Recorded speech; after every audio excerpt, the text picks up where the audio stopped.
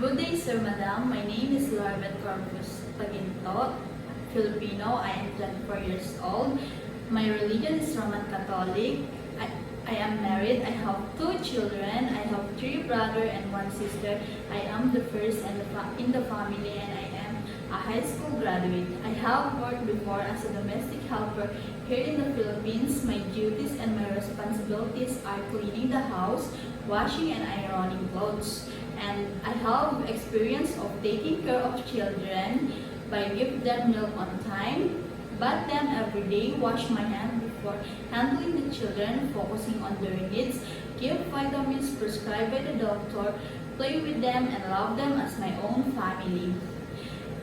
And I know how to cook Filipino foods like chicken and pork adobo, sinigang, and mixed vegetable. And I also finished my 21 days training, and I know how to cook Chinese dishes like steamed fish, steamed chicken, steamed pork, minced pork with eggplant, egg with tomato, oatmeal with egg, and more.